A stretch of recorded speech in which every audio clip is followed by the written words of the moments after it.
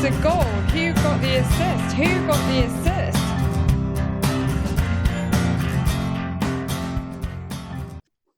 Hello, so much has changed. Yes, the podcast coming at you in this most strangest of times, with no football to talk about, but hopefully a voice in the darkness for those self-isolating, and a veneer of normality for those who still, out of habit, check their podcast app for us and maybe other FPL pods at the start of the week. I'm joined by Stag and Nick, of course. Nick, how you doing? Yeah, I'm all right, thank you. Yeah, I can't believe it was only 6 days ago we had Ben Crellin on the pod talking about the machinations of the double game weeks and the blank game weeks and coming up with all of our plans. And of course, now that it's all out the window basically. And what our plans are, we don't know. But we're here to talk to you listeners. Of course, who we are Who Got the Assist. You can find us on Twitter at WGTA_FPL, at WGTA_Nick, or Stag at FPL Stag. On Instagram as well, WGTA.FPL. And you can find us on iTunes, SoundCloud, or Spotify, wherever you like to get your pods. So, Stag, how are you? Are you all right? And what's on the agenda? Evening, lads. All good for me anyway so far here in Brussels, Belgium, but obviously this is a truly bizarre time to be podding, but it is great to be able to chat at the moment anyway. But look, regardless, we're going to move on with discussing, first of all, our reactions to having no football to watch, and I guess connected to that, what's going to be going on with FPL. We look at our lockdown plans just to, everyone's has them now, and we have loads of questions as well from everybody, so thanks so much for those. Yeah, thanks everybody. Amazing to still see the community so active, I think, across social media, despite the fact that obviously there was no FPL to talk about. But yeah, I guess normally the first thing we do is start with a game week review. But here instead, I think it's worth just prefacing that, of course, we're super worried about what's happening. We hope that everything's okay with you guys. And we hope doing a pod is taking the positive spirit in which it's meant. We just want to basically, I guess, keep you guys company. Hopefully, as I said at the top, be a bit of relief from the isolation some of you may be going through, or some of the tough times you guys may be going through. So hopefully, this kind of lightens the load a little bit and helps you through what's a hard time. And going forward, we'll see if we can keep going with the pods, even though we've got obviously no FPL to talk about. And I suppose that is the first thing to speak about on this one, because there's no football this weekend, was there, guys? It was a really, really boring weekend. I mean, I asked a few friends who don't like football, including my other half, what the hell do you do during the weekends? And I got told I do the housework and I do the chores around here. So I had to do the chores around here. But I mean, how have you guys gotten through this weekend? It's been very surreal, hasn't it? Yeah, it's definitely been a strange weekend. No football, but also a lot of people perhaps had planned events or planned activities and are not going out of the house either. So we're all kind of stuck indoors, basically. I mean, I was doing my childcare responsibilities over the course of the day, but typically on a weekend I would be looking at my mobile phone or maybe have a couple of matches on, just following the football results, just sort of light relief in the background. And yeah, it felt very very strange weekend not having that to do. And as I imagine most of you listeners would have felt the same way as well. I mean, personally, I know a few people have been playing Football Manager. There's a lot of Twitter chat about Football Manager and other games out there that you can play in the background. I bought Breath of the Wild on the Nintendo Switch, actually, and that's going to probably keep me pretty busy over the next few months at least. I'm also working from home as well now, so I started working from home as of Wednesday this week, and I can see the situation being that I'm going to be working from home, imagine, for at least the next 8 to 10 weeks. Who knows how long, to be honest. We don't know, as we talked about. We don't know when the football's going to be back, so I'm pretty much full-time at home with no football. You've got to find some form of entertainment, be it film, music, video games. There are plenty of other ways for sort of our generation to entertain ourselves, luckily. So for me, this was actually meant to be a pretty bumper weekend, but with no football really involved, except for just nervously checking my phone to get a more inevitable FPL disappointment. I was actually supposed to be in Paris this weekend to watch the Ireland versus France rugby game in the Stade de France. So all of that kind of came apart over the last fortnight or so, unfortunately. But it was at least I was able to get myself prepped for, I guess, working from home and all of the things that need to go with that, like food, etc. So no, it has proved to be a lovely weekend here weather-wise. I enjoyed walking a lot of walking, just to pass the time. And I've been kind of putting together lists of things that I want to do, be those, there are a few courses I want to do online just to improve my French on Duolingo and things like that. I was actually thinking about starting to try yoga. So this seems like a pretty good opportunity to follow a YouTuber or something for 2 weeks, 3 weeks, 4 weeks, you name it. We don't know how long it's going to be. And so I've been kind of putting together lists of films and stuff as well that I wanted to watch. I've always felt I was a bit behind on how many films I'd have watched, because I probably spent most of my time watching matches. So I did that. And I was, in fairness, also having a look out for any live sport that there was to be watched. So I found myself watching a little bit of snooker. I was planning to watch like the Brazilian League, which was still going at the time and looks like it's now going to be suspended. But I didn't actually watch it in the end. I found enough things to do to keep me going. So for now, surviving without football. Yeah, I saw the players of Gremio went out wearing masks, didn't they, this weekend? Yeah. Just, crazy that was going ahead yet again. If you look at the horse racing, everybody's there. It doesn't matter. So yeah, it's very strangely uneven sort of response to it. But I know what you mean. Like, I'm similar to Nick. I'm working from home as well for the foreseeable. My cancer nurse says I'm a bit of a risk, so I should probably stay behind. I don't mind working from home, but I kind of like the idea I can go out and go to work if I want to. So it's going to be a bit strange just doing it without any end in sight. Like, I'm looking forward to, strangely looking forward to going back to the office again already. But I mean, it's just the start now. Like, I mean, kind of 2 or 3 weeks time, who knows where we're going to be. I'm hoping that I'll be able to distract myself, I guess, during the time. And similar to Nick, I'm really into gaming, as you will probably know. So I think probably with my next paycheck, I'll be buying a Switch and joining Nick on Breath of the Wild or something like that. Having downloaded pretty much every PlayStation game going, tried it out on the side, and either I don't like it or smash my way through it. Yeah, I think it's unprecedented, isn't it? Like, I can't think of a time in my adult life when, for whatever reason, football's been suspended. I mean, one or two games being off due to bad weather, fair, whatever. But I just can't think of anything like this ever happening in the UK, the most temperate of countries, right? It's not like bushfires in Australia or something. Yeah, I certainly don't remember anything about it like it in Ireland in my lifetime. And I think it's not just the football being paused, it's the idea that kind of life itself is on pause. And I guess sitting here in Belgium right now, it's a bit more locked down than it is in the UK. And there are other countries that are even further locked down still, like Spain and Italy, for example. And so it's kind of frightening to start to try and think through all that through, but I'm genuinely just trying to stay as optimistic and maybe as constructive as I can with like seeing this through, but also following whatever advice there is being published and trying to stay abreast of developments, I guess, in the whole entire anti-COVID battle that humanity is facing at the moment. But from an FPL point of view, I think this is something that we need to keep tabs on. Like, we don't know when football is going to return, and like, this is complete idle speculation, of course, as it stands right now. It looks like there's a UEFA meeting to take place on Tuesday, which will determine the fate of the European Championships, which were to take place this summer. There have been plenty of reports about it being moved to the autumn, perhaps even around winter when the AFCON would be on usually, or just straight off to the summer of 2021, which kind of seems like the easiest band-aid solution, to just pick it up and just move it to the next June instead. And of course, all of these are going to have huge ramifications for FPL in terms of like, how do they put all these games together? Do we just end up having loads of double game weeks? Do they split it all up?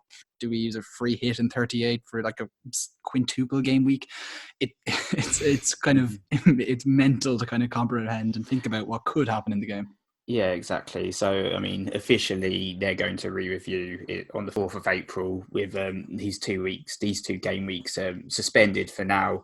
But, you know, judging by what's going on in the real world, it's very unlikely that the football's going to be reconvened in 2 weeks, even if they try and come up with some sort of closed doors scenario. But we won't know anything more for a couple of weeks. I guess we kind of have transfers lurking around. I've now got 2 free transfers.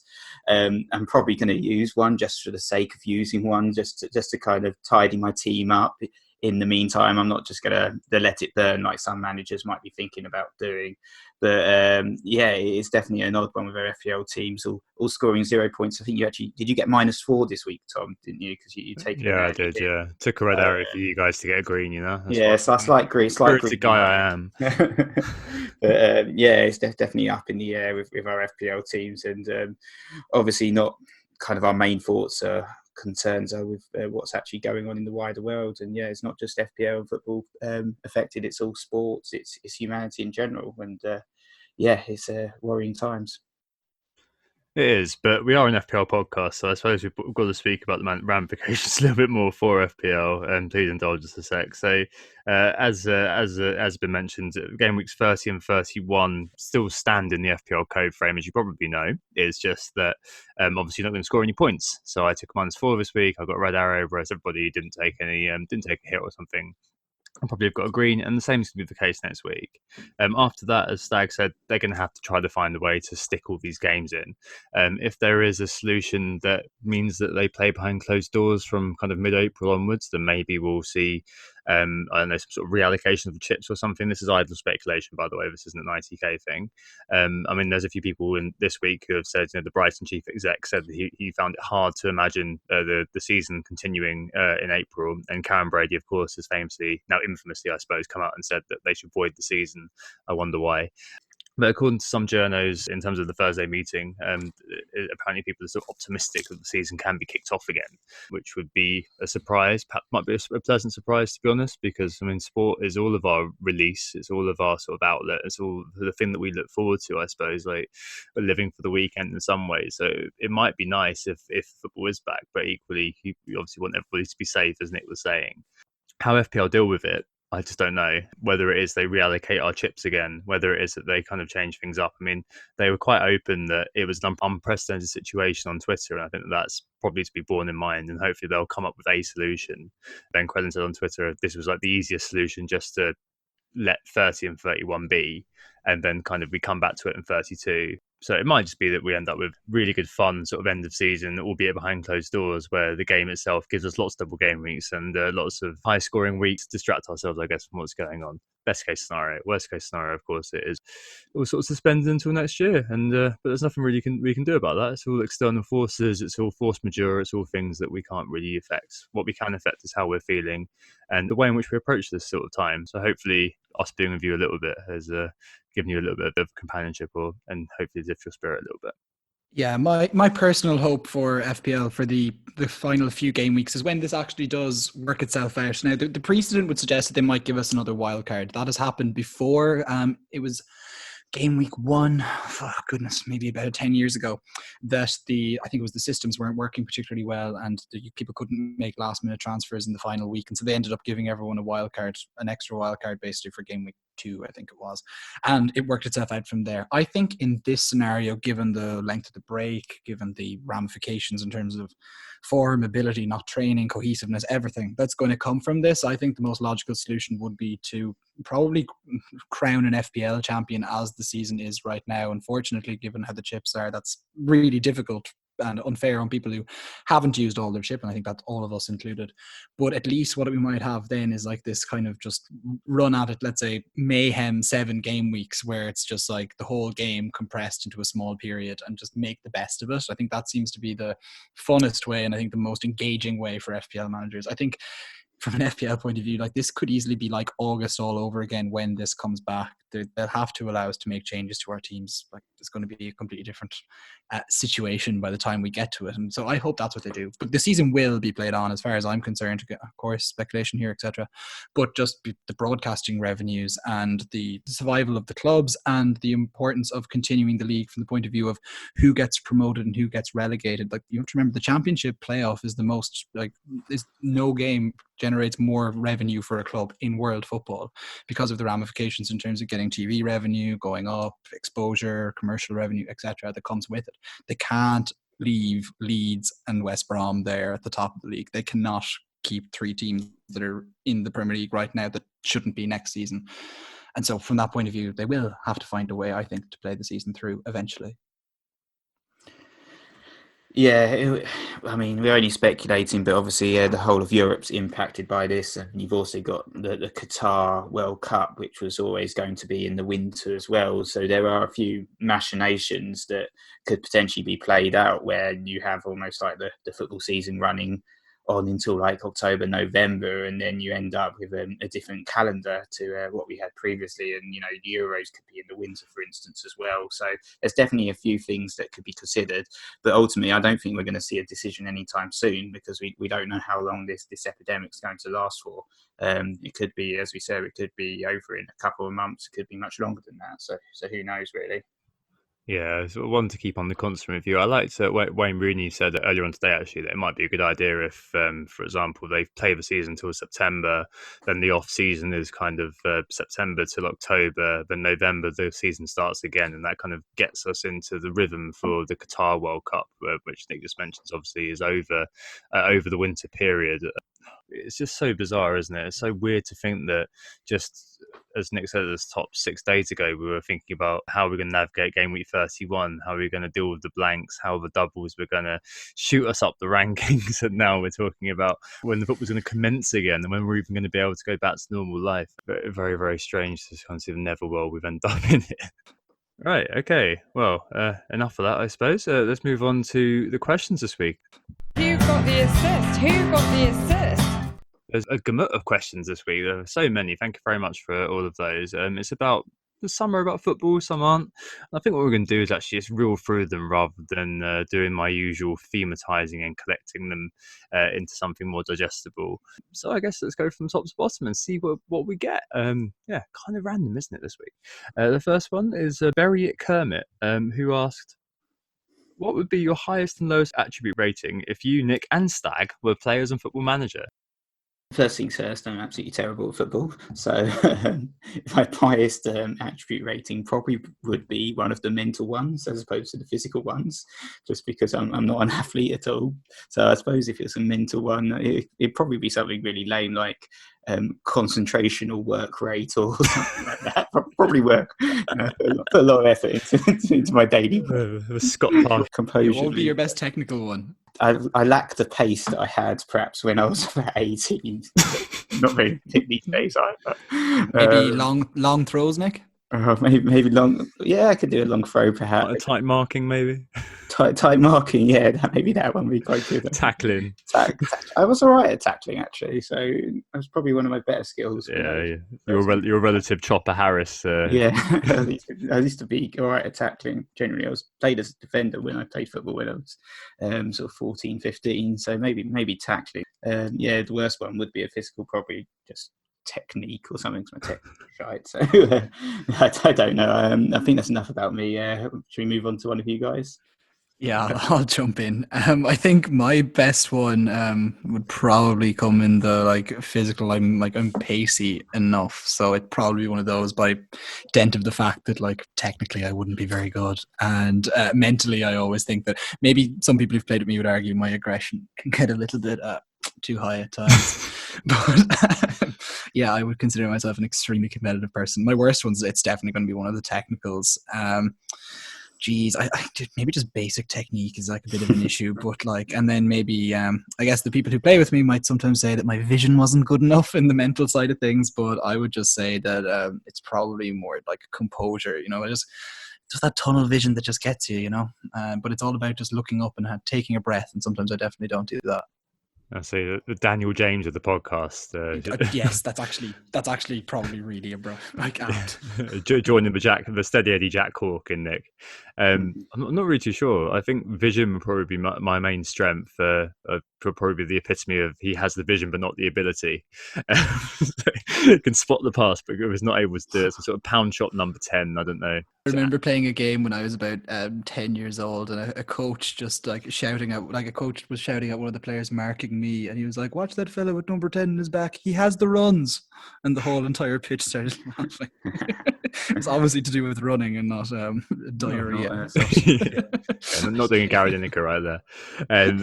I guess natural fitness would be quite low for me, worryingly in these times. But yeah, no, natural fitness would have been very good. I just never really enjoyed working out or doing any exercise. I'm always quite lazy. So maybe that one probably be where my biggest issue lay. Yeah, I think that's probably makes sense. Right, next one. Best and worst TV series finales and why? FPL Awesome. So from the Football Manager to the heights and depths of TV.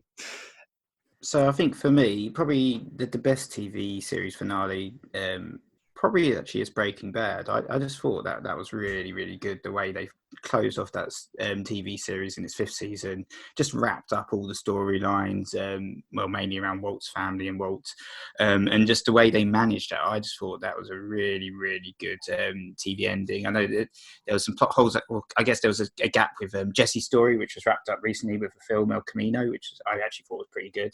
And not everyone liked it, but I thought that was a really good film as well. But yeah, I thought Breaking Bad was a really, really good season ending. And to be honest, like most shows that I've watched had terrible TV series finales. Actually, just like they always make a complete hash of the TV series finale. It's something really hard to do, but Game of Thrones pretty bad. But I also thought Dexter had a terrible ending, so I'd probably pick Dexter as the worst TV series finale. Just that ending was just. I won't spoil it, but it was just rubbish. Like if you ever watched Dexter, I quite liked it as a show. It kind of died a bit of a death at the end, but yeah, bad ending. All right, no, interesting choices there. I heard a Game of Thrones was pretty bad. I didn't actually watch it myself, but yeah, no, I heard it was pretty terrible. My best is Deep Space Nine, Star Trek. I know Nick, you're watching it at the moment, but that's possibly the best ending of a show I've ever seen. It's incredibly long. It's probably about half a season's worth of a story arc towards the very end, but ends in an incredibly satisfying and very, very cool way. And What We Left Behind, the DS9 documentary as well, is definitely worth watching if you're interested in that. And the worst is How I Met Your Mother. I watched that all the time when I was at uni. I think we were at uni at the prime time for that. All that build up and the horrible cop out ending. I don't think anyone's still watching it. Tom, yeah, the mother died and he wanted Robin all along. Like, oh, such a rubbish. Like, I didn't buy it at all. It was so forced. The characters have moved on. And then when Ted told her Robin he loved her in the series 6, it was like, the hell, that's just so imposed. It was so forced, like trying to make the ending happen. As you can tell, I'm still annoyed about it to this day. But there is a great ending out there, which is the alternative one, which you can watch on YouTube, which I prefer to watch if I ever do get through How I Met Your Mother again. It's just it ties it up very, very nicely rather than all the rubbish they sort of put into it at the end to kind of force the ending that they kind of wanted. I think the characters just gone way past where they thought it was going to go in the beginning. What about you, Stag? So I preface this by saying I'm not exactly the most prolific series watcher, and so unfortunately I'm kind of repeating ones that have already been mentioned, but they were definitely in mind the minute I saw Chris's question. So the best finish for me definitely was Breaking Bad, and I think part of the reason why was, as Nick alluded to, the fact that they tied together the stories. But another aspect of it for me was the fact that it actually had a very disappointing lull as far as I was concerned. I kind of started to get a little bit tired of the way the story was developing, and maybe it felt at times they were just trying to make episodes for the sake of it. The one where Walt is cleaning that bloody room and he's chasing the fly is perhaps the epitome of that.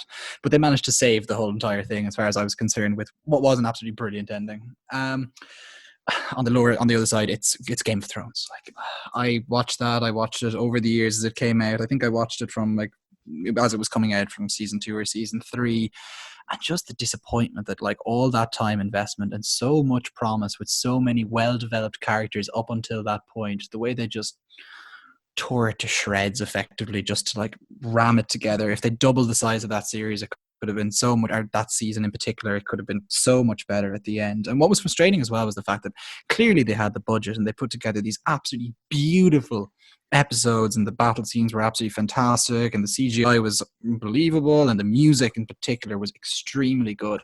And yet the actual point of the series, which was the storyline, was ruined as far as I was concerned. So yeah, Game of Thrones would be there. The next question we have, actually, Tom, is very much for you. And General Zod wanted to know, tell us about Australia. What did you get up to? And then also Zod is asking about how many shops has Nick visited in his search for nappies. It feels like a long time ago now, but Australia was great. A beautiful country. I went from the very far north in Cairns all the way down to the south of Victoria, and travelled by Greyhound. Was there for 2 months, so saw lots and lots of amazing and wonderful things and places. But I hate being that guy who goes, "Oh yeah, when I was off travelling, this is what I did. This is what I did." Yeah, that person is always insufferable. So I'm not going to talk about it too much. But yeah, no, it was fantastic. I can see why people go out there to live, and I can also see why people leave to come here, just because it's so big and you travel for so long, and you're still in Australia. Whereas if you go from here somewhere else, then at least you're in a different country. Well, in theory anyway. Nick, how many shops did you visit for nappies today? So well, Tesco's didn't have any, but Lidl thankfully did, and yeah, it's just outrageous to be honest. The amount of people that are panic buying and just buying so many unnecessary items as well. It meant that like no shops have Calpol, for instance, and this really affects people that have like young children. And one of the people actually, when I posted a picture of the no meat and no bread and no nappies in Tesco, one of the people that commented said that their elderly mother had basically visited 7 shops trying to secure groceries or secure the right milk or whatever they needed, which I just think is absolutely shocking, to be honest. Like, so yeah, a lot of people out there panic buying and quite selfishly as well, which I thought I'd just call out briefly. Yeah, it's a reprehensible behaviour, I think. Yeah, next question then. Late Riser 12 brings us back to FPL for a short moment. Best moments of the season so far for all of us. What do you guys reckon? What comes to mind? Stag?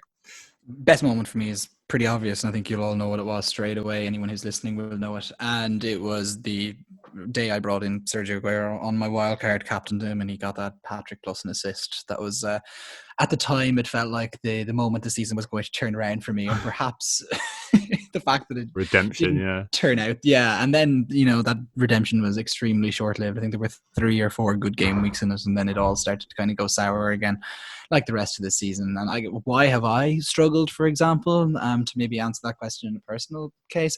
I just feel like I keep getting the 50-50s wrong. Like even in the game week we've just gone, it was, you heard me live reacting, or at least muting my microphone and reacting on camera in front of the guys, to Harvey Barnes smashing it for Leicester, whilst of course I'd picked up Ayotte Perez, and that kind of actually summed up my season in a nutshell. But just no matter what I did, pick X, Y goes well, and look, that just happens sometimes. Like that's sometimes the difference.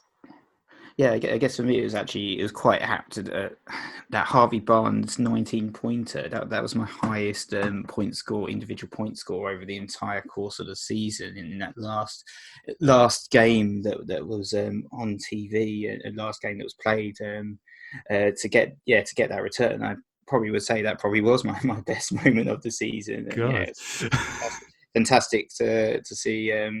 Those points hit my FPL team, and something happened that wasn't kind of stayed and boring. So yeah, that was a really really big moment, and one I'll remember for a long time, especially considering the consequences that have occurred since.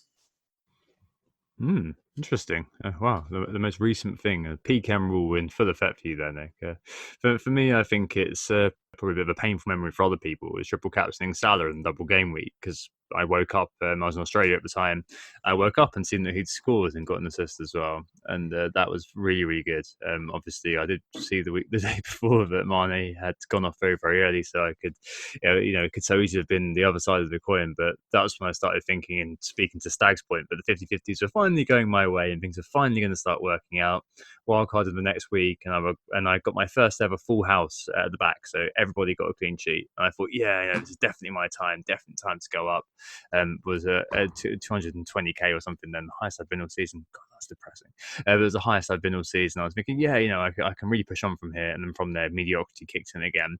But yeah, I think that triple captain for Salah going my way was probably the biggest, the best moment of the season, just because it's the highest triple captain I've ever had. I think it was Aguero last year, who went off after a goal and assist. I think he went off after about 45 minutes. The year before that, I think it was Aguero again, actually, against Stoke, and he didn't do anything. And the year before that, Payet got two late assists for West Ham. So yeah, not the best. So yeah, my highest scoring triple captain ever. Right, next question. Adam Pritchard, friend of the pod, says, you're forced into isolation with one Premier League footballer and one manager. Who do you choose? So topical. All right, Stag, what do you reckon? Okay, well, for me, this is really obvious when I think about the manager that I choose to be stuck in isolation with. I think it'd have to be Graham Potter. I feel like, number one, from just a survival point of view, I feel like old Potter will have a system in place pretty quickly to maximize our way of yielding the best out of supply chains however they go over the next while. I think that Potter is definitely going to be one for concocting herbal remedies and stuff as well, and he's probably a good chef. He's a man who's into all sorts of he's not just a football man, he's a much more interesting man. He speaks lots of languages. He seems like the sort of guy who might have a few interesting life stories that aren't about going 2-footed into people in the 80s when football was real. So I think that's why Graham Potter would be the obvious choice. As a player, I think I'm going to have to pass to Nick and come back to me on that one. Yeah, maybe Potter can magic some spell to get you off the island as well. I think for me the manager would have to be probably have to be Pochettino. I'd probably just like to speak to him about his time at Tottenham and what he thinks went wrong, and just kind of discuss. And I think he's actually a really nice guy as well, unlike a current manager who's got a bit of a dark side, and I really have a distaste for. I really like Poch as manager. I was really sad to see him go, and I'd love to talk to him a little bit about Spurs. In terms of the players, as again, I'm just kind of thinking off my feet. It could be a player like Son. I think Son's a really nice guy. I don't really have an answer. It's unscripted. Oh, or maybe someone like Alisson with his warm hands. I don't know. For all your baptism needs as well, Nick. Yeah, exactly. Yeah, if you want to have a bath, who's your man, isn't he? All right, I think for me it would be Daishi, the manager. I think he'd keep you upbeat, wouldn't he? And plus, it would be amusing, like hearing him give everything a nickname. He'd have a nickname for everything, like Beddy, cook some food. Either that, Woody. But I think he'd be very good at keeping your spirits up, when you're in isolation mode. He'd definitely. He's a very learned man as well. From reading interviews of him in the Athletic, I think he'd have a lot to talk about and be a very interesting character. He also goes in and mentors all of the emerging football coaches as well. So I'm sure I could learn a lot from Big Daishi. Player, I don't know, maybe Virgil van Dijk. He'd be very tidy at least, lots of clean sheets. Anthony, what do you reckon? I'm just thinking, actually, I think I'd love to get like one of the Irish lads, just purely because I think I just relate to them if I'm stuck in isolation with somebody for a while. I think someone who just like grate on me after a while if it's someone who just doesn't quite get Irish humour. So I don't know, one of the young lads maybe who might be half solid at FIFA. Think like Adam Ida or Connolly or something like that would be perfect. That'd be grand. Obafemi, get him in. Michael Obafemi would actually be a really interesting one to have as well. Like, I don't know, that whole entire Irish under-21s crop, or even like Shane Long or something, that'd be fine. Right. Next question. FPL Wilf says patrons and it's a controversial one. Patrons in charge for content fantasy providers. Is it time to pause charging or continue to make cash during the troubled times? So a bit of a question about Patreon. Obviously we don't do one, and we're not going to be doing one anytime soon. But I think it's probably the right thing to pause at the moment, just because there's no FPL. So therefore, what are you charging for? It's up to everybody what you pay for. I'm not going to ever dictate to you what's a good thing or a bad thing to spend your money on. So I've got no problem with people doing Patreons. But in this current climate, I can probably see the point that he's trying to drive at, which is that it's not really worth trying to make money out of people from for not really producing anything relevant, because there's no FPL right now. You're not creating the product that people are paying for. So yeah, I think it's probably a good thing to suspend them. Josh and Brandon have, for example, from Always Cheating. What do you guys reckon?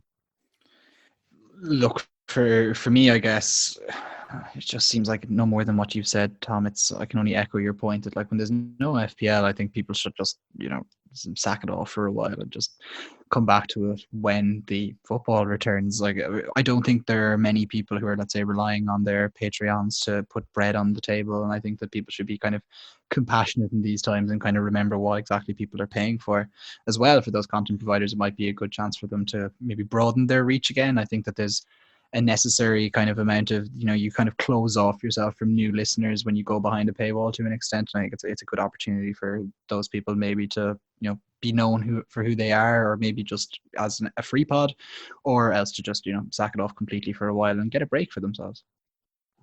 Yeah, makes sense. I would agree with both of you there. Sorry, guys, I've got to go check on the child because he's crying his eyes out. Do you just go, man? We'll just say... Yeah, go for it, Nick. All right, yeah, just say, unfortunately, Nick's had to go deal with some crying child. Yeah. All right, no, you go ahead, man. At this point, unfortunately, dad issues overtook for Nick. But Stag and I are just going to go ahead and finish up the pod as it is. Does that sound like Ian has the issue? Oh yeah. Okay.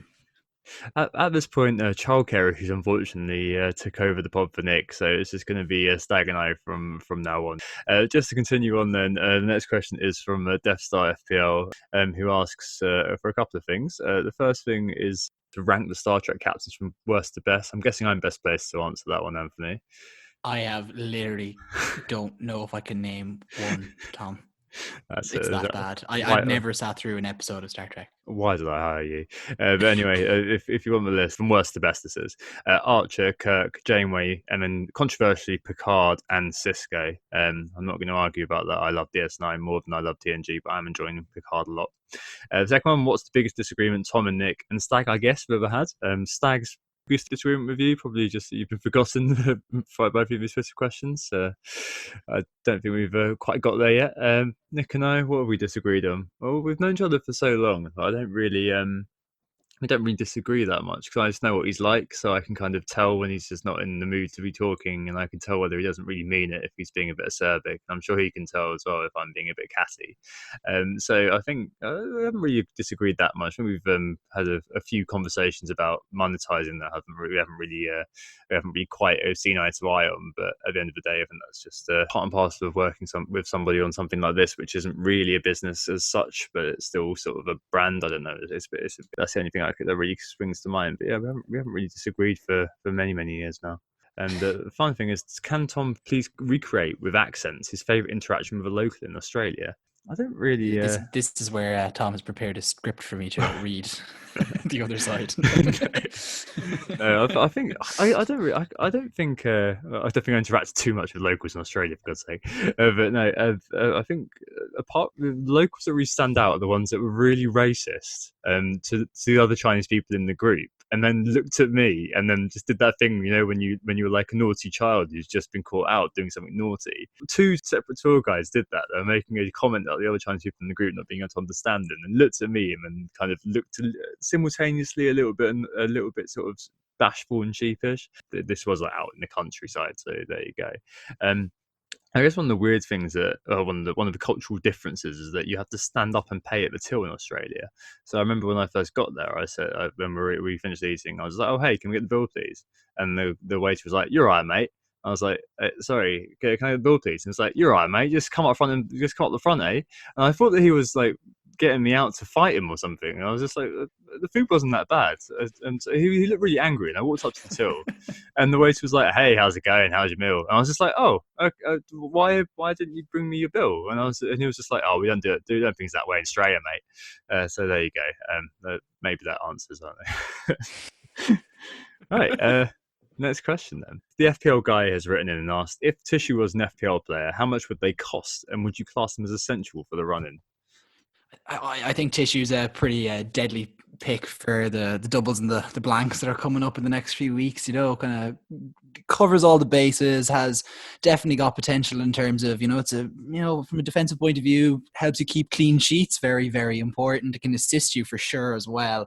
And can help on the goals front too. So I think it kind of reminds me a bit of maybe a Branislav Ivanovic type, pretty good pick when he was at Chelsea, maybe a 7.0 type defender. So pretty serious stuff. Yeah, I mean, Tissue would be very, very useful if, like you, when you were a child, you've got the runs on the football field. Unfortunately, given the current supermarket status, it's a bit of a differential as well to have Tissue. So it would certainly have a cost on the black market. I can imagine it would go for Mo Salah sort of style, 12.5 million. And I think it would be very, very essential as supplies dwindle and scarcity looms. Hopefully not. Hopefully there'll be plentiful Tissue for everybody. Next question. We've gone a bit esoteric now, but hey, never mind. FPL start to charge fighter. So next question is Suj from Planet FPL, and he asks, FPL start to charge £5 a year to have a team. You can have as many teams as you want. It eliminates the bots, blah blah blah. So at £5 a team, how much would you have? I know for me it would still be one. I just I find it almost impossible to manage a second team. I think I briefly tried to have teams that have a certain kind of thing going on, a bit like the over 30s that you would have here, but I just can't do it. I might do a zombie league team at a push, but oh God, I just don't really like the idea of managing more, and I just kind of feel like it kind of ruins the purity of FPL. That for me anyway, it's kind of important that you make your decision and you stick by it, and usually you die by it in my case, as opposed to live by it, and and that's kind of important. Like I think if you just have a rake of teams, it kind of defeats the purpose for me. Yeah, I agree. Well, it doesn't stop many people from doing so anyway. Now it's free. For me, I think I would have one. But I might push have two, maybe for a zombie thing, or maybe just to kind of as an interest to kind of hedge myself a little bit. The thing is that I can't do that with Sky anyway, and in Sky I was in the top 1,000 not very long ago, as opposed to my FPL not being very good. So I don't know. I think maybe it would just be one. I think I agree with you, Stag, that if you make your decisions, I think you want to just kind of stick by them, right? You don't want to be able to kind of undo them, or at least kind of sometimes it's better for you not to see how it would have gone, if that makes sense. I guess you can only have one in your mini leagues anyway, and it would be a bit rubbish if someone kind of swapped out the team which was tanking down the bottom, propping everyone else up, and suddenly became a new mini league leader. I don't think that would quite work. So even if they did charge a fiver, I don't know. I think I'd still just stick to one actually. The more I think about it. Right, next question. How many stores have you visited today to find some hand wash? Asked Jarvo. I'm on about 6. So actually, fortunately, Jarvo, we ran out of soap in the house about 2 weeks ago, and I just happened to have some time on my hands one Saturday morning. So while I was in the shop, I actually picked up, because I'm eco-conscious, I picked up one of the refillable soap things for our soap dispenser in the house. So I've actually been well stocked up on hand wash, but I've visited an awful lot of stores to pick up other random bits of supplies over the last few days, and I think he said today, maybe over the last 3 days, it is probably over 6 for me. It could easily be 8 or 9. Yeah, I think I've there's like 3 ones in my local area. There's a Tesco, there's a Co-op, and there's Boots, and I've been to probably each of them twice just to pick up random stuff. And you go to one, you're like, oh, I'll go and say they've got this thing that there isn't there. And another one, oh, I've got some wipes here. Okay, I'll pick them up. Oh, look, there's some soap. Yeah, all right, I'll grab that. But finding hand wash, if you mean hand sanitizer, is an absolute no-go here. It's rarer than a double-digit return in fantasy football. It's just not going to happen. It's a sort of an elderly relatives, like my nan sent me a pack through the post. That is we're getting to that sort of point in the moment where it's just gold dust. But it's actually better to wash your hands. It should be a last resort when you're out and about. But obviously that doesn't stop everyone panic buying. Like there's a Boots near where I work as well, which if you get that, you have to get there at like 7 o'clock, and they put a tiny amount out every day. But every time I've got there, they've been sold out already. So it just goes to show how crazy people are for it. But yeah, incredible that that's become such a commodity in these strange times, isn't it? The early bird catches the hand sanitizer.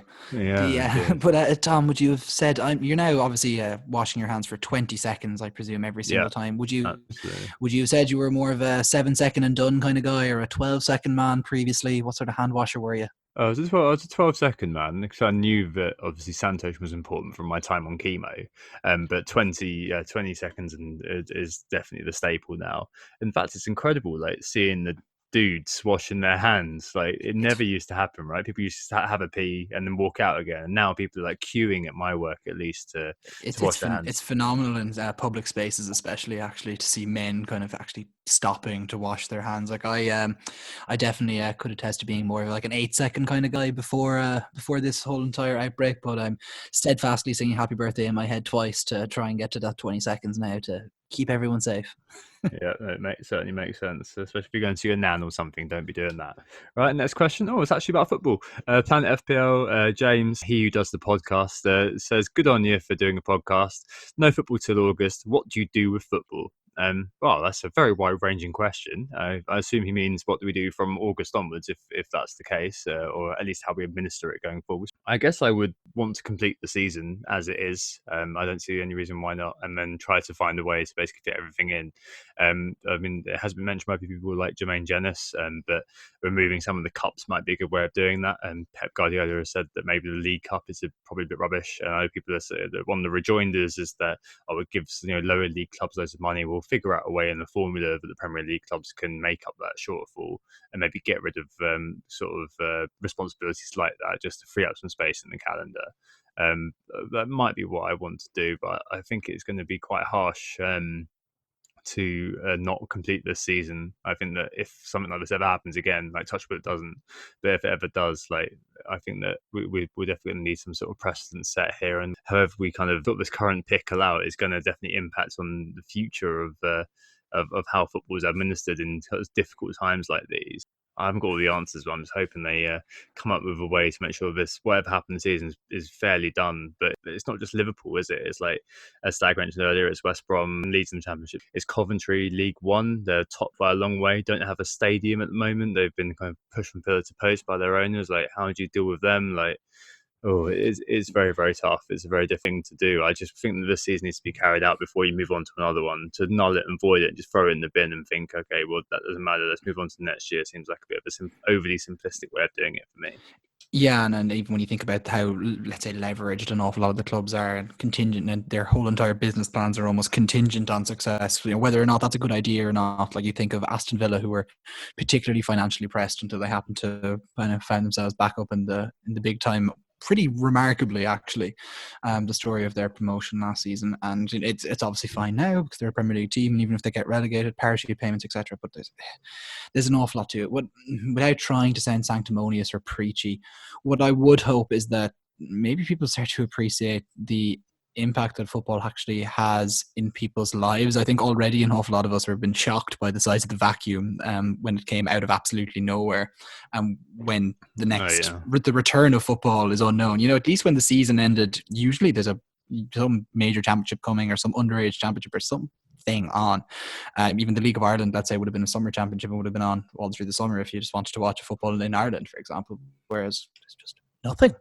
And I think maybe football governance people need to start to understand the importance of like getting people through gates, maybe the importance of making attendance at matches possible, and maybe question whether the Monday night kickoffs are a wise thing and the difficulties that go with commuting. I know train tickets are extortionately expensive in the UK, and maybe there should be a way to work out how match tickets and train tickets can kind of go together so that fans can travel more easily, so that stadiums are packed out. And that's extremely important for lower league clubs, especially where attendances matter. I think we've already seen with the way the Premier League were going headlong into trying to play this game week until quite late on, or the game week that should have just been played, that gate attendances and the revenue attached to those isn't that important at a Premier League level. But like, there are 4 professional football leagues in England alone, and for an awful lot of those clubs, gate revenues are hugely important. And I think people need to start to understand that the fans are important. Getting fans in the door is important for the fans, but also for the clubs.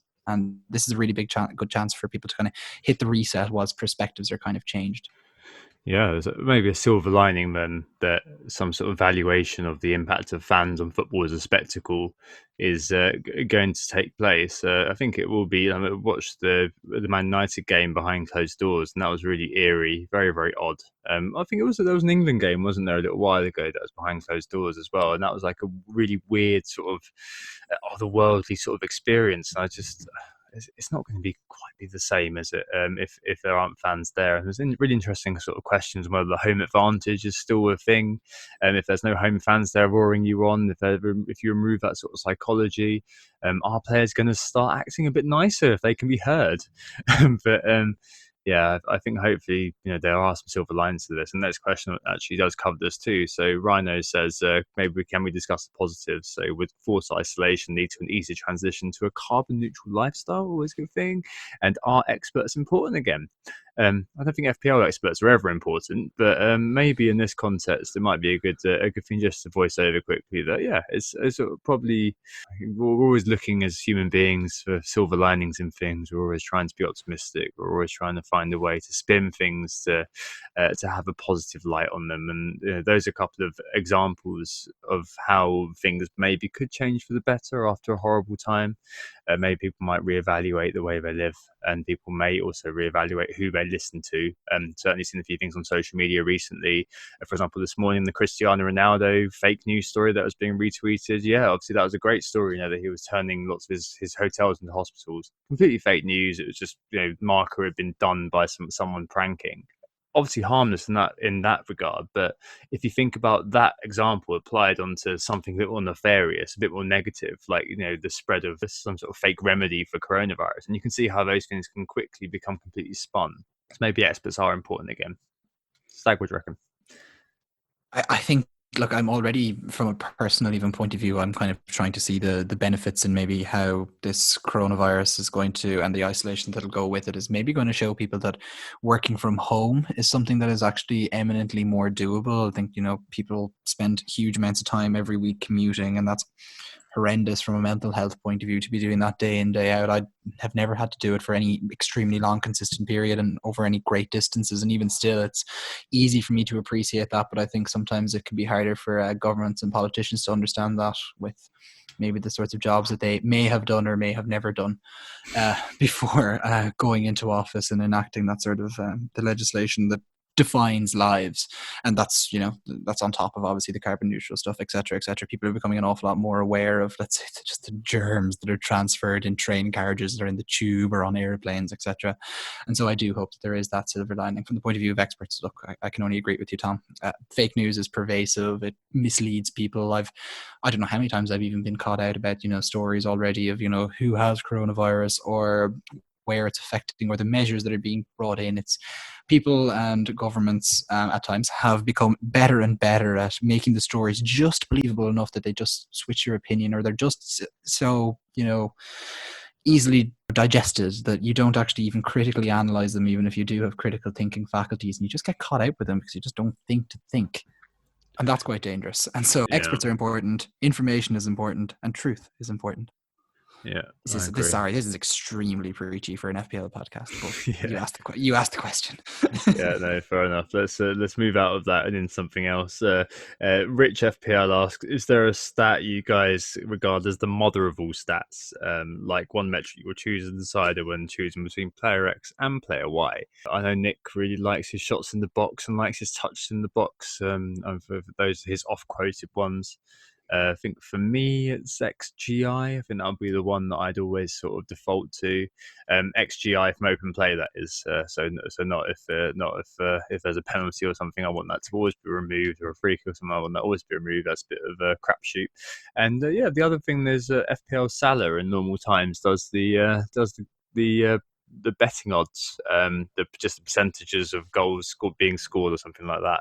Those are actually quite useful tiebreakers. I know Josh from More Cheating also uses those, just because those guys I don't really like them, but they make loads of money from predicting these sorts of things week to week. So if you're just thinking FPL is a case of being lucky but being in a position to capitalize on luck, then looking at those and seeing what the likeliest, most probable scenario based on people who make money from this is what they're thinking is probably very useful for your FPL. So that's kind of my so XGIOP and kind of bookies odds, I guess. What about you, Stag?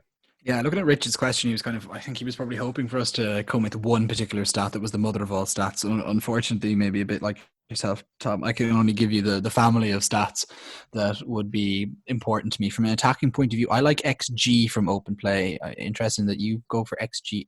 I always find the I aspect of it, which is trying to take in X assists, let's say XA, into account. I always find that that's a bit of a crapshoot, and so I tend to, from an assist potential point of view, I tend to nearly almost rely on the eye test for that, and maybe big chances created to assess that side of things.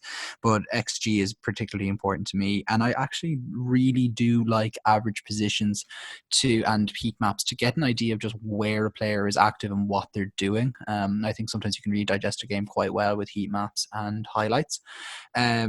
And also then from a defensive point of view, that's where I actually like bookies odds, because I feel like they're quite good at figuring out, at least they're very good at figuring out who's going to score, who might win. And those both teams to score odds are always quite important as well. And so you can kind of look into those and figure out who they fancy to pull a clean sheet out of the bag. But form is a pretty big thing for me on that as well. And that's why the eye test is so important. No, I get you. I do like the average position stuff as well, actually, because as like the starting position nominal changes so much during a game, doesn't it? And also, if you look at like Liverpool's front three or something like that, that's actually so fluid. Like where they line up at kickoff can often be so different to where they've actually spent physical time on the field. So yeah, maybe the average starting position has definitely been one that I've reached for in the past to say to someone, actually, no, he's not a left winger, he's a striker. So yeah, no, definitely behind that one as well. All right, final questions. one from Benny Blanco. What 4 players, one goalkeeper, defender, midfielder, and striker, would be in your all-time FPL dream team, and why? I did have a little think about this before. A mixture of new and old. Goalkeeper would be David De Gea a couple of seasons ago under Mourinho. Dave saves absolutely ridiculous points that year. I think it was just a case of he basically was a premium player, even though he was a goalkeeper, which sounds a bit silly, but like he absolutely tore the league apart. And just having him in your team was just so huge because one, you had Man United fans everywhere, obviously delighting in it. 172 points, 18 clean sheets that year. The ownership was really high, and the clean sheet was half the games are a clean. No, just under half the games are a clean sheet. So you had a guarantee of pretty much points every week, which is absolutely fantastic. I think he was just so worth the money that year, even though he cost so much for a keeper. I think that was one of the first things that ever kind of warmed me up to premium goalkeeper, when you've got that sort of guarantee of a clean sheet week after week, paired with the massive ownership. The other player I thought of there actually was Ben Foster / Boaz Myhill at West Brom. At the start of any season, they'd just be an awesome pairing, because that was in those days you'd have Foster at 4.5 and Myhill at 4.0. I remember one year Foster was out, Myhill was in. They played at Old Trafford and he kept a clean sheet and got 15 points. Something absolutely ridiculous like that. So yeah, absolute hero. Goalkeeper for you, Stag? Goalkeeper for me, actually. So it's like yourself, De Gea came to mind for that particular Mourinho season as well, and also from that very same season, actually, Nick Pope as well. If you remember, that was the season I think that he won his position. Like after, well, he didn't win it. He kind of got it by default when Tom Heaton got injured after, was it 8 or 9 game weeks or something like that. And then it just became like, who was Pope? It kind of started with, and all the Pope puns kind of began, and then like he just became bona fide like an England goalkeeper. He probably should be ahead of Jordan Pickford at this point, but it was all that season that kind of brought him to the forefront of our minds. And goodness, sorry, I don't have the actual stat in front of me, but I remember by the end of that season, De Gea and Pope were kind of up there for the whole of Europe in terms of the number of goals they'd conceded compared to their XGC, and like the difference in favor of the fact that they've been making saves was like 14 or 12 goals maybe, with Pope. If you kind of considered how many games he had it over, like he was as good as De Gea that season. They were both fantastic. Maybe moving further up the field to a defender, I think it's Marcus Alonso. It's just Marcus Alonso. I just, from an FPL perspective, Google more about his off-field maybe career, and you might not want him. But from an FPL perspective, I remember when he first kind of broke into that Chelsea team under Conte, they'd had a particularly poor start to that season. And then, there was the classic, they'll forever talk about it, when they moved to the 3 at the back with the kind of roaming midfielder, or the roaming wing backs, and Alonso, having not actually been in the team, if I remember correctly, just suddenly became this must-own over the course of 3 game weeks, and it was phenomenal. And the Bolton legend, Alonso, a very checkered sort of backstory, didn't he? So Bolton, Fiorentina, and round up at Chelsea, and then became an absolute god in FPL terms. Absolutely must-own that year. I was thinking of this for a little while. I mean, obviously, I spoke about the West Brom goalkeepers earlier on. You got your Macaulay and you got your Jevons, Justice for Evans. Chris Brunt, when he became a defender, was very cool for a little while. That assist robbed from him in that infamous Macaulay moment. But for defenders, bit of a legacy pick, maybe shows how long I've been playing, but Leighton Baines is very, very difficult to go beyond him or think beyond him as a player. I think he was the Alonso's daddy almost, I guess, in terms of what he was, and just so expensive back in the day, like so expensive. I think his price did actually exceed 8 million at one point. But to think, this is a defender who was on penalties. Exactly. Like, it was ridiculous. At the 170 points. He got over the 170 points mark on 3 occasions. Goals and assists, like an auto purchase, an auto buy, an auto own. The famous never bench, never captain Baines rule, which is a lot of legacy FPL players will remember.